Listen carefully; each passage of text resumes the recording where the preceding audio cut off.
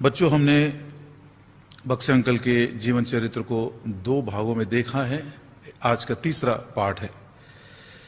पहला पार्ट हमने सुना कैसे वो बचपन से लेकर प्रभु यीशु मसीह को ग्रहण करते तक 1929 में 1929 16 दिसंबर में वो प्रभु को ग्रहण किए थे। उस जीवन काल को हमने देखा और उसके पश्चात तब से लेकर जब तक वो समर्पण नहीं किया, अपनी सेवा के लिए प्रभु ने उनको नहीं बुलाया और बुलाहट को पक्का नहीं किया, तब तक दूसरी लेसन को हमने सुना।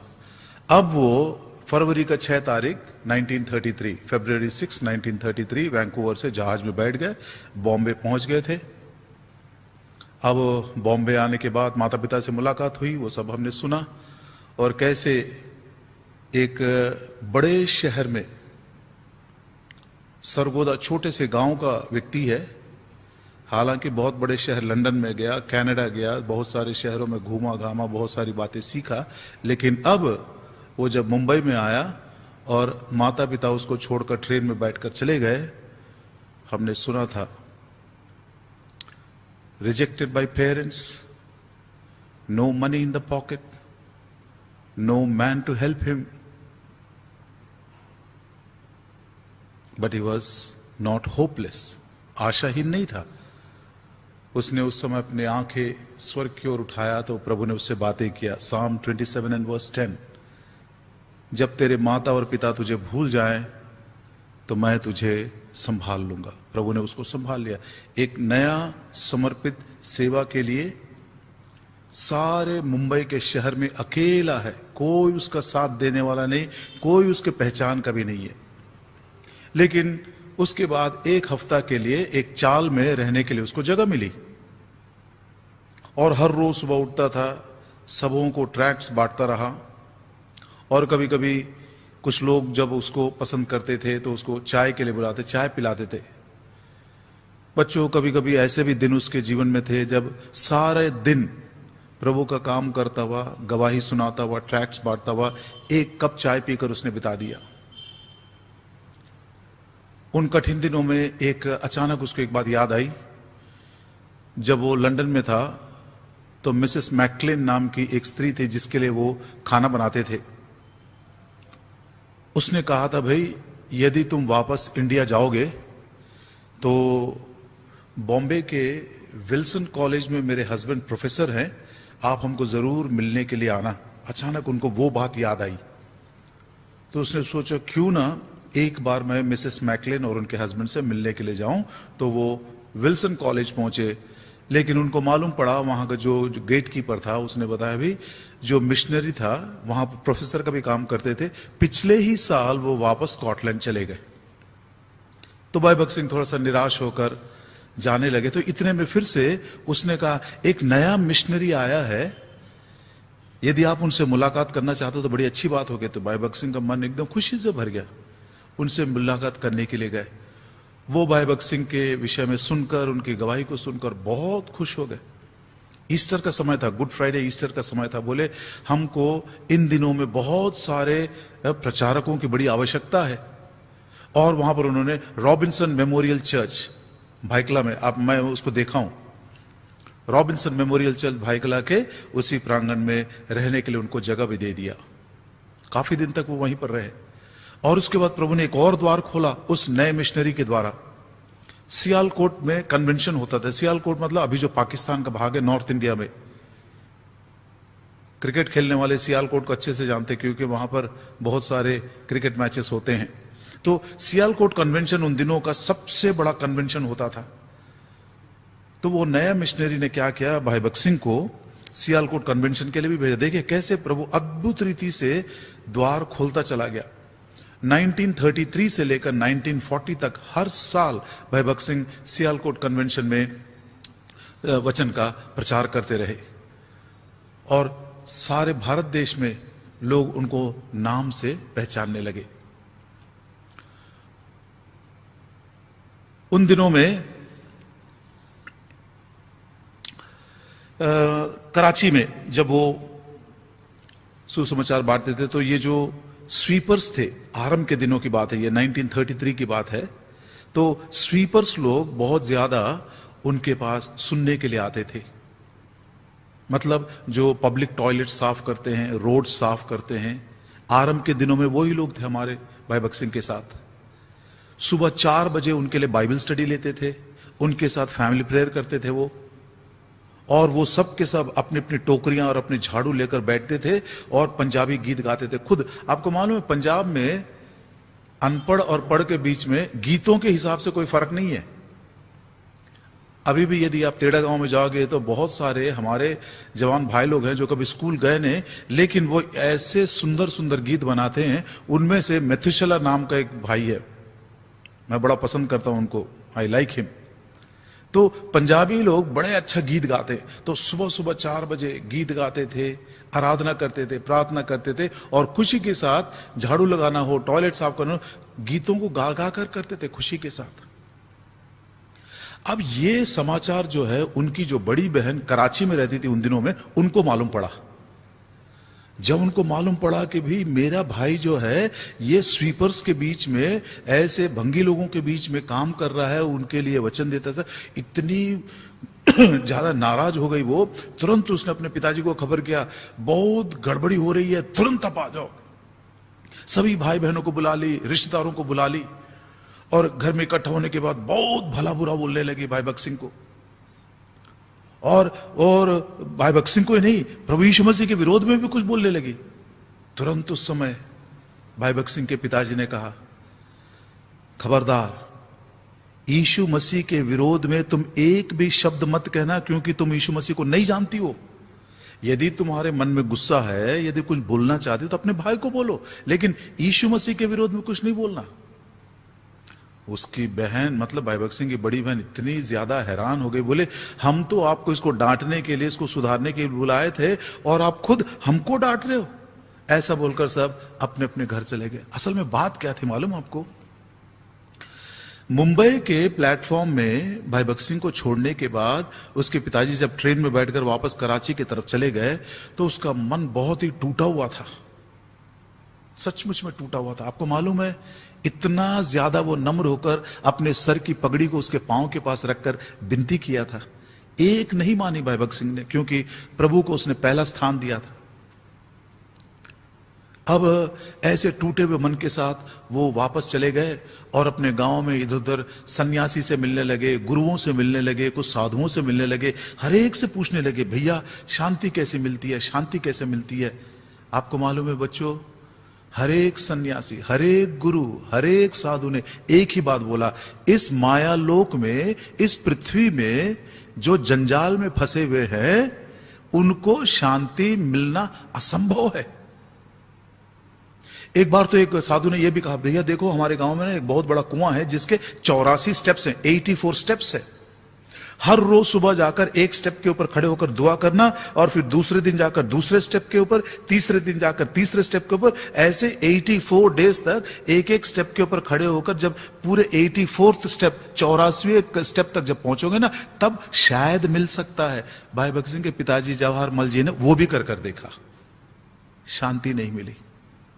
एक दिन वो ऐसी सड़क के ऊपर चलते चलते एक गिरजाघर देखे। पिछले बार आपको बताया था ना मैं, भगत सिंह भाई ने जब एक चिट्ठी लिखी थी उसमें बहुत सारे रेफरेंसेस दिए थे उसने, और रेफरेंसेस को समझने के लिए एक बिशप के पास गए थे, एक उर्दू बाइबल उसने लिया। तो मतलब बाइबल के वचनों के साथ और कुछ इसके साथ उनका जान पहचान है, विश्वास तो नहीं था लेकिन उसके साथ संबंध था उनका। तो एक दिन मायूस होकर ऐसी टूटे मन के साथ वो गिरजाघर में चले गए और आखिरी बेंच के ऊपर बैठ गए। और बहुत दिनों के बाद ये गवाही मालूम पड़ी उनकी। आखिरी बेंच पर बैठने के बाद एकाएक वो अपने मुंह से इस बात को कहने लगे, O Lord you are my saviour too. हे प्रभु जी, तू मेरा भी उद्धार करता है। जब वो ये शब्द को बोलने लगे तो उनके मन में बड़ा शांति, बड़ी शांति, अच्छा परिवर्तन, सुकून उनको महसूस हुआ। और वो ही दिन उसने, भाई भगत सिंह के पिताजी ने अपने जीवन को प्रभु के हाथों में सौंप दिया था। ये पहले वो कर चुके थे। और इसलिए जाते जाते जब उनकी बड़ी बहन को उसने डांटा और सब कुछ शांत हो गया, सब अपने अपने घर वापस चले गए, तो उसने जाते जाते बोला, बेटा तू गांव आ सकता है अभी। तो भाई भगत सिंह के खुशी का ठिकाना नहीं था। एक दो दिनों के बाद वो कराची छोड़कर सरगोदा में गए। तो सरगोदा में जो प्रेयर हॉल था, वहां पर क्रिश्चियंस का एक प्रार्थना मंदिर, उसमें वहां पर एक मीटिंग अरेंज किया गया। गांव के सब लोग वहां पर इकट्ठा हो गए, एकदम खचाखच भीड़, चर्च के अंदर भीड़ और चर्च के बाहर भी भीड़, अंदर घुसने के लिए जगह नहीं था। भाई भगत सिंह ने वहां पर अपनी गवाही दी, उद्धार का सुसमाचार सुनाया, नया जन्म कैसे पाते हैं, सब कुछ बताने के बाद जब सभा खत्म हो गई, बाहर निकलने लगे, तो जवान लोग सब उसको घेर के खड़े हो गए और सब लोग उसको दोष देने लगे, अरे तेरा परमेश्वर ये सिखाता है क्या? हाँ, तेरे माता पिता को देख, कितना बलिदान किया उसने। 25,000 रुपया उनके पिताजी ने उन दिनों में खर्च किया था। आपको मैं कम से कम 90 साल पहले की बात बता रहा हूं, 95 ईयर्स पहले की बात बता रहा हूं आपको मैं। 90 साल पहले भाई भगत सिंह के पढ़ाई लिखाई के लिए उनके पिताजी ने 25,000 रुपीज खर्च किया था, जबकि उन दिनों में एक महीने की सैलरी 2 रुपए, 3 रुपए, 4, 5 रुपए यदि किसी को मिल गया तो बहुत बड़ी बात है। तो क्या इसी रीति से तो तुमने उसका प्रेम का चुकता किया? देखिए तुम्हारे पिताजी का मन कितना टूटा हुआ है। लोग एकदम चिल्ला चिल्ला कर उसको दोष देने लगे, बोलने लगे। भाई भगत सिंह के पिताजी, उनकी आवाज बहुत बड़ी है बोलते। भाई भगत सिंह बोलते, my father's voice is louder than me. उन्होंने ऊंची आवाज से बोला, किसने बोला मेरा हृदय टूटा हुआ है? मैंने किसी से नहीं बोला मेरा हृदय टूटा हुआ है। मेरे बेटे के मन में जो शांति है वो आपके मन में है। जिसके मन में शांति है वो ही बात करने के लिए सामने आए, वरना सब निकल जाओ यहां से। मेरे बेटे को सच्ची शांति मिली है। ऐसा बोलकर भाई भगत सिंह के पिताजी ने जब ऊंची आवाज से बोला, तो वहां के लोग सब धीरे धीरे अपने अपने रास्ता लेकर निकल पड़े, चले गए। बाद में प्रभु ने अनुग्रह दिया बच्चों, 1945 में भाई भगत सिंह ने अपने ही पिताजी को बैप्टिज्म दिया और बोलते हैं, उसने कहा ब्रदर जवाहर। अजीब बात है ना, बेटा है, लेकिन बपतिस्मा के टांकी में पहली बार अपने पिताजी को ब्रदर कहता हुआ उसने उसको बैप्टिज्म दिया। भाई भगत सिंह एक बेटा था, उसके मन की खुशी कितनी बड़ी होगी आप अंदाज लगा सकते हैं। अद्भुत रीति से बाद में उनकी माताजी भी प्रभु यीशु मसीह को ग्रहण की है।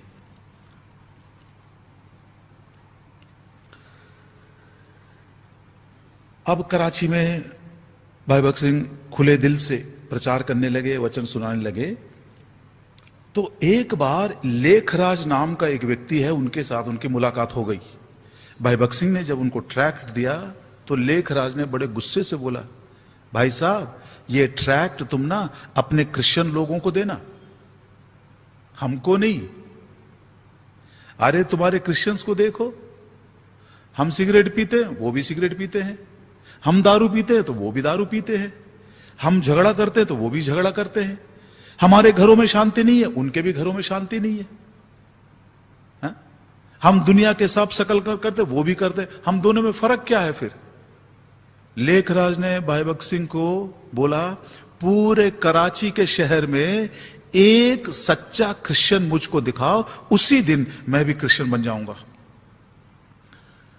आपको मालूम है बच्चों, ये जो चैलेंज था भाई भगत सिंह 1983 तक, जब तक वो अच्छे सेहत में रहकर सेवा करते थे तब तक उसको याद करते रहे। वो चैलेंज को कभी नहीं भूले। अन्य जातियों का वो व्यक्ति एक सेवक को चुनौती दे रहा है, पूरे कराची शहर में एक क्रिश्चियन आप मुझको बताओ, मैं भी क्रिश्चियन बन जाऊंगा। उन दिनों में कहते हैं कराची में 18,000 क्रिश्चियंस थे, 5,000 प्रोटेस्टेंट्स थे और 13,000 कैथलिक्स थे। दुख की बात है 18,000 में से एक भी सच्चा क्रिश्चियन जिसको हम बोल सकते हैं, जो नया जन्म पाया है और वचन से प्रेम करता है और प्रभु के पीछे चलता है, ऐसा एक भी क्रिश्चियन नहीं मिला। उसी रात से भाई भक्त सिंह प्रार्थना करना शुरू किए, प्रभु जी लेखराज ने, उस व्यक्ति ने कितनी बड़ी चुनौती दी है, आपकी कितनी बड़ी निंदा हो रही है, मसीही लोगों की कितनी बड़ी निंदा हो रही है, प्रभु जी इसके विषय में आप मुझको जवाब दो, इसके विषय में क्या करना मुझको बताइए। भाई भक्त सिंह 1933 से लेकर 1937 तक 4 साल तक इसी मुद्दे के ऊपर प्रार्थना करते रहे, प्रभु जी कुछ तो मुझको बताओ। और इन्हीं दिनों में प्रभु उसको बड़े सामर्थ्य के साथ इस्तेमाल करता भी गया। यहां वहां जहां जहां प्रभु उसको भेजता रहा वो चलता गया, सेवा करता रहा, एक इवेंजलिस्ट के जैसे, सुवार्थिक जैसे। कुछ दिनों के बाद प्रभु ने उनको बुलाया और कहा, भक्त सिंह ये कराची से कम 155 मील की दूरी पे उधर तरफ है, सिंध नाम का एक जगह है। आपको मालूम है पूरे भारत देश में मसीही लोगों के लिए सबसे कठिन भूमि है सिंध। बिल्कुल वो विश्वास नहीं कर, बहुत कठिन है सिंधी लोगों के बीच में काम करना। तो भाई भक्त सिंह को प्रभु ने कहा तू सिंध में जा, मैं वहां पर सुसमाचार को भेजना चाहता हूं। भाई भक्त सिंह बोले, प्रभु जी मुझको तो सिंधी नहीं आती है, मैं क्या करूं। लेकिन प्रभु ने बोला नहीं, तुमको जाना है वहां पर। फिर भाई भक्त सिंह ने सोचा ठीक है, सिंध में बहुत सारे ऐसे मुसलमान हैं जो उर्दू भी बोलते हैं और सिंधी भी बोलते हैं, तो ठीक है किसी हम उर्दू भाई को पकड़ कर लाएंगे जो मेरी उर्दू समझता है, उसको सिंधी में ट्रांसलेट करेंगे। फिर जाकर बोले एक फलाना मोहम्मदन है जो दोनों भाषाओं को जानता है, उसके घर में जाकर पूछे तो बोले भैया कल रात को ही वो मर गया।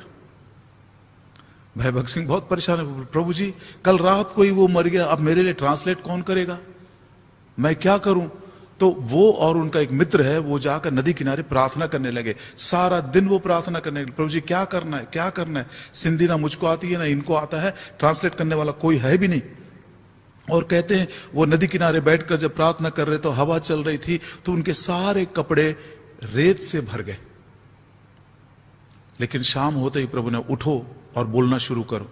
भाई भक्त सिंह ने प्रभु की आज्ञा का माना, विश्वास किया और सिंधी बोलना शुरू कर दिया और पूरे सिंधी भाषा में अकेला सुसमाचार सुना दिया।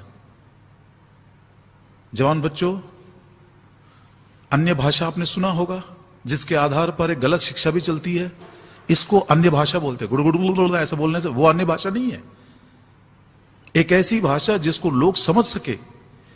भाई भक्त सिंह को सिंधी नहीं आती थी, लेकिन प्रभु ने उनको दान दिया। टूटी फूटी 2-4 शब्द वो बोलते थे, लेकिन वो जब बोलना शुरू किए तो प्रभु ने उनको शब्द दिया, प्रभु ने उनको उच्चारण दिया, वो पूरा सुसमाचार उनको सुनाया। बहुत सारे प्रभु को ग्रहण भी किए।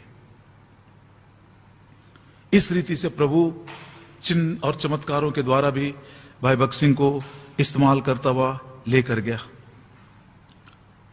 1936 की बात है, 1936 पठानकोट से एक इनविटेशन आया। सियालकोट कन्वेंशन के बाद बोले हमारे पठानकोट में भी आप जरूर आइए सेवा करने के लिए।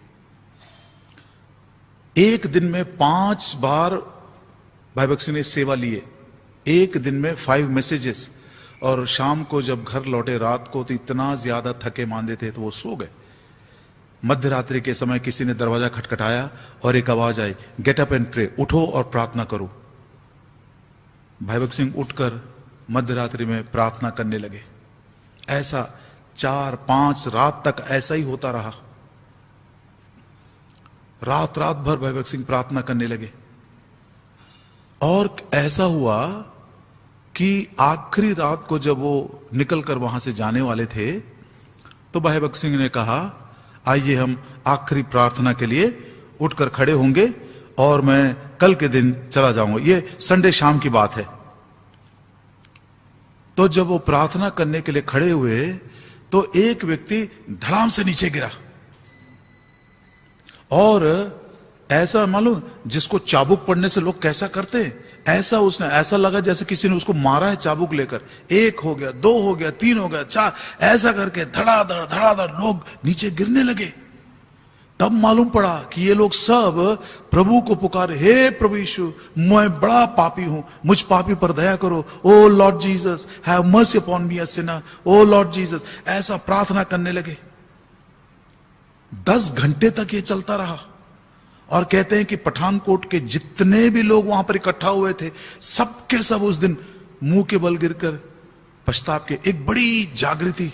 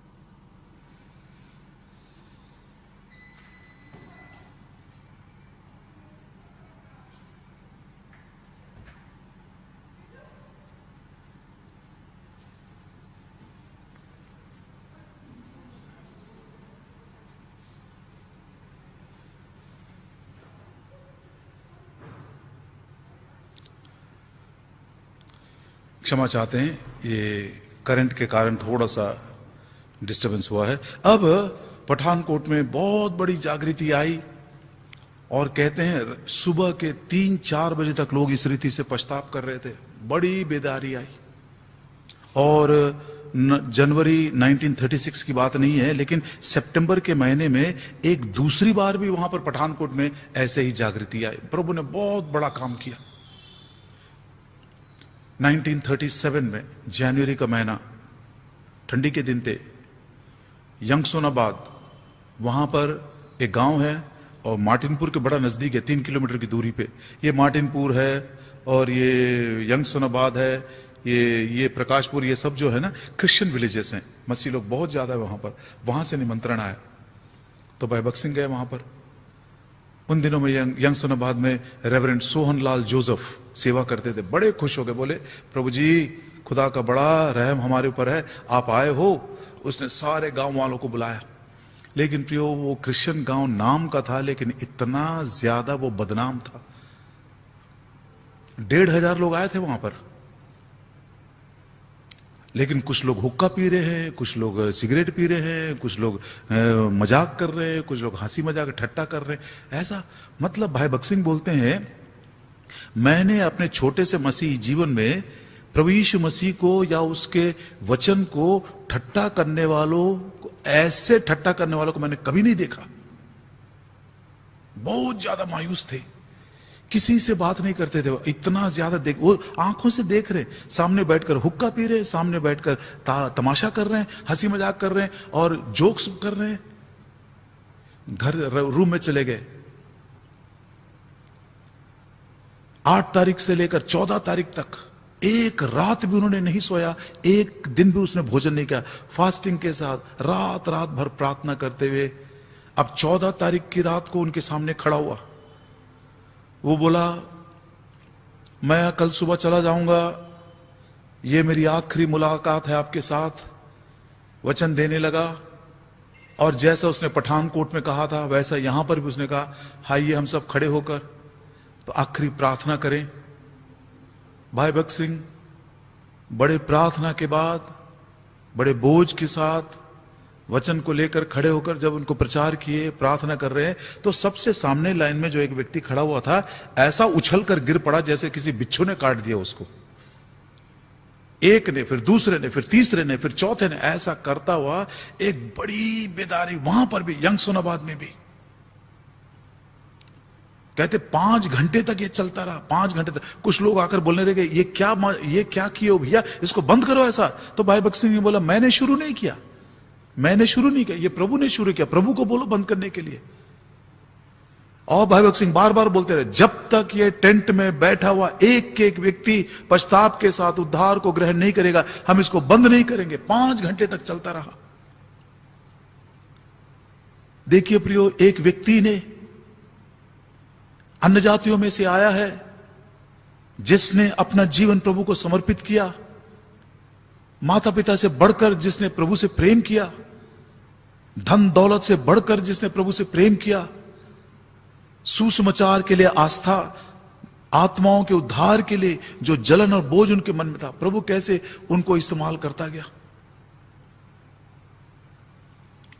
ना केवल यंगसोनाबाद में, लेकिन ये जो खबर है अब धीरे धीरे धीरे फैलता हुआ चला गया सारे इंडिया में। भाई भगत सिंह को पंजाब में तो लोग एक एक घर में उनका नाम जानने लगे, लेकिन दूर दूर के इलाके में लोग उनको जानने लगे। भाई भगत सिंह इंडिया का मैप रखकर प्रार्थना करना शुरू किए। जहां प्रभु बोलता था वहीं पर वो जाते थे। यंगसोनाबाद, मार्टिनपुर, पठानकोट की सेवा के बाद वो झांसी गए, झांसी के बाद आगरा गए, आगरा के बाद पूना आए, उसके बाद लुधियाना गए, लुधियाना के बाद वो चेन्नई गए, चेन्नई के बाद वो त्रिवेंद्रम भी गए। जहां जहां गए लोग बड़ी बड़ी भीड़ में उनके वचन को सुनने के लिए, बात बिल्कुल फैल गई। भैया एक सिख धर्म से एक नौजवान लड़का उद्धार पाकर आया है, बिल्कुल दुबला पतला सा है।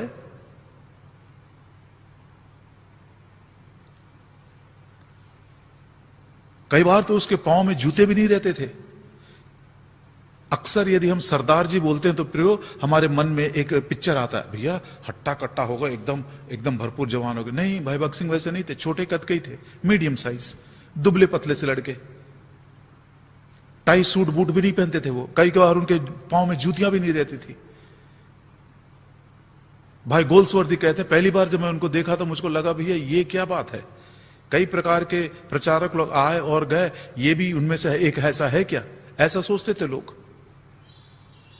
लेकिन उनके पास कोई बाहरी दिखाने की बात नहीं थी। एक रिवाइवल के लिए जो 4 बातों की आवश्यकता है, वो 4 बातें भाई भगत सिंह के अंदर हम देख सकते हैं प्रियो। एक, लौ लगाकर आंसुओं के साथ प्रार्थना करना, अर्नेस्ट प्रेयर। दूसरी बात, वचन के लिए एक अजीब प्रकार का भूख मन के अंदर, a unique hunger for the word of God.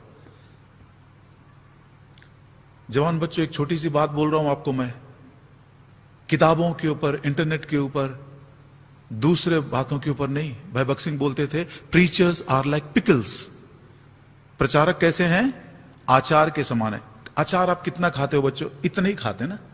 भाई भगत सिंह बोलते थे सुनना जरूरी है, सेवकों के वचन को सुनना जरूरी है, लेकिन सेवक लोग सब अचार के समान। घर जाने के बाद इतना चावल डालो अपने प्लेट में, इतना सांबर डालो, पेट भर के खाओ, है ना। तो वो जो उन्होंने किया, ये वचन को इतना चावल और सांबार के जैसे खाना खा खा के उनका मन उस वचन से भरा हुआ था। तीसरी बात, आत्मा के आवाज को सुनना, the anointing of the Holi spirit, the voice of the spirit. केवल शब्द मात्र नहीं है। और चौथी बात, इम्प्लिसिट ओबीडियंस। तूने कह दिया प्रभु जी, मैं पूछूंगा भी नहीं। तूने कह दिया, मैं पूछूंगा भी नहीं। मुझको अच्छा लगे या ना लगे, प्रभु जी मैं तेरी मान लूंगा। अरे मैं पूना आया हूं, और पूना के बाद मैं, देखो ये नजदीक में ये नगर है, मैं नगर में जाऊंगा। अरे नगर हो गया, मैं थोड़ा उधर जाऊंगा।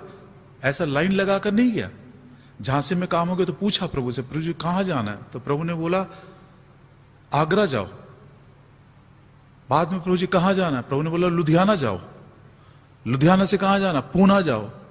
पूना के बाद कहां जाना? चेन्नई में जाओ। चेन्नई के बाद कहां जाना? प्रभु जी तुम जाओ त्रिवेंद्रम में जाओ। एक एक जगह प्रभु बताता चला गया। 1938 में प्रभु ने उनकी अगुवाई की पंडित रमाबाई मुक्ति मिशन को विजिट करने के लिए। कहते हैं 19 रात तक, 2 रात को छोड़कर, except 2 night, whole night prayers वहां पर होते रहे। और उन दिनों में स्टाफ और बच्चे सब मिलाकर कम से कम 300 लोग थे। पंडित रमाबाई की प्रभु के पास 1922 में महिमा में चली गई है। ये 1938 की बात है। मतलब भाई प्रभु की दासी बहन पंडित रमाबाई की याददाश्त और भी थोड़ा ताजा था उन दिनों में। 300 लोग के करीब थे। उनमें से गदरे आंटी एक थी। कई बार गदरे आंटी हमको ये बात बताइए, भाई भगत सिंह उन दिनों में जब आए थे तो मैं एक छोटी स्टूडेंट थी। मुझको अच्छे से मालूम है। बोलते छोटे छोटे बच्चे बेंच के नीचे घुस जाते थे, बाल खींच खींच कर, हे प्रभु जी मुझ पर दया करो, हे प्रभु जी मुझ पर दया करो। छोटे बच्चों के अंदर भी प्रभु इस रीति से काम करने लगा। और उसके बाद भाई भगत सिंह साल में एक बार जरूर मुक्ति मिशन आते थे, 1 हफ्ता के लिए। सिर्फ सुबह और शाम का फैमिली प्रेयर करते थे और सारा समय क्वाइट टाइम शांति के साथ, प्रार्थना में, मनन के साथ, उन सब के साथ बिताकर वो फिर वापस चले जाते थे। इस रीति से प्रिय बच्चों, एक छोटी सी चिंगारी स्वीपर्स के बीच में जो वचन को देता हुआ, गवाही को देता हुआ वो आग लगी है, लगते लगते पूरे भारत देश में फैल गया। कम से कम 200, कम से कम 300, कम से कम 400 इनविटेशंस पेंडिंग थे भाई भगत सिंह के पास उस समय। हर कोई उनको चाह रहा था, हमारे पास आइए, हमारे पास आइए। एक नौजवान सिख लड़का, दुबला पतला सा, जिसने आत्मा का अभिषेक पाया है, जो वचन का भूखा है, वो और कुछ नहीं बोलता था, बाइबल के बारे में ही, उद्धार के बारे में ही बोलता जाता था, अधिकार के साथ, सामर्थ के साथ और बड़े बोझ के साथ सुसमाचार सुनाता हुआ। कई स्थानों में जागृति, कई स्थानों में जागृति। और भाई भगत सिंह ने जो सबसे बड़ी एक लेगेसी या हेरिटेज भैया या हमको एक संपत्ति सौंपी है, जो वचन उसने प्रभु से पाया वही वचन हमारे हाथ में दिया है। आइए हम भी प्रभु यीशु मसीह पर विश्वास करते हुए, प्रभु यीशु मसीह के वचन को ग्रहण करते हुए, जैसा भी प्रभु अपने वचन के द्वारा हमारी अगुवाई करता है, उसकी वाणी सुनते हुए इस काम को करते हुए चले जाएं। 2 वचन पढ़कर आज का बंद कर देंगे हम। और उसके बाद ये जो छोटी सी चिंगारी थी वो बड़ी आग बन गई। आग कैसे सारे भारत देश में और बाहर भी वो आग लग गया, कैसे इसके द्वारा इसी अग्नि के बीच में से प्रभु ने जैसे मूसा को दर्शन दिया, इसी रिवाइवल फायर के बीच में से कलीसिया का दर्शन कैसे पैदा हुआ, उसको भी हम चौथे और 5वें लेसन में सुनेंगे। जोब chapter 8 and verse 7. Though thy beginning was small, yet thy latter end should greatly increase. तेरी शुरुआत बहुत छोटी सी है, लेकिन तेरा अंत बहुत बड़ा होगा। छोटा 1000 बनेगा, निर्बल सामर्थी जाति बनेगा। एक और वचन पढ़ लेते हैं, जकरिया की किताब 4 अध्याय और उसका 10 वचन। The book of Zechariah chapter 4 and verse 10. Who hath despised the day of small things? छोटी बात की शुरुआत जब हुई थी, उस दिन को कौन निकम्मा ठहरा सकता है? प्रभु का प्रेम देखिए, प्रभु की दया देखिए, प्रभु का प्लान देखिए। भंगी लोग, समाज के छोटे लोग, अशुद्ध लोग जिसको मानते हैं, स्वीपर्स जिसको कहते हैं, जिससे लोग घृणा कहते हैं, एक ऊंचे जात का, प्रभु ने उन दोनों को मिलाया। सबका प्रभु, वहां से सेवा शुरू हुई। It started with the sweepers and it swept the whole of the country. प्रार्थना करेंगे। प्रभु जी धन्यवाद देते हैं इस तीसरे पाठ के लिए। एक छोटी सी चिंगारी कैसे आग में बदल गई और जगह जगह प्रभु जी आप उनको ले गए और बड़ी जागृति आती गई और धीरे धीरे पूरे देश को उसने अपने आग की लपेट में ले लिया। ओ दयालु पिता, ये 4 बातें जो हमने सुना, earnest prayer, hunger for the word, implicit obedience to the voice of the Lord and the anointing of the Holy Spirit. जहां कहीं हम इसमें चूक गए प्रभु जी, अपनी योजना बनाकर कुछ करने की कोशिश किए और हम असफल हो गए, सब बातों के लिए क्षमा चाहते हुए आपके दास की गवाही के लिए धन्यवाद देते हैं। इस वचन को, इस गवाही को हमारे हृदय में संभाल कर रखें। यदि हम सचमुच इस प्रकार की जागृति इन अंतिम दिनों में चाहते हैं तो ऐसे कदमों में हम भी चल सके। और ये आग की जो लपेट है सारे भारत देश को अपने आप में समा लिया और उसी आग के बीच में से जो कलीसिया का दर्शन निकला उसको भी हम सुनना चाहते हैं। बोले हुए इन वचनों को आप सुरक्षित रखकर आशीषित करें। प्रभु यीशु मसीह के नाम में मांगते हैं, आमीन।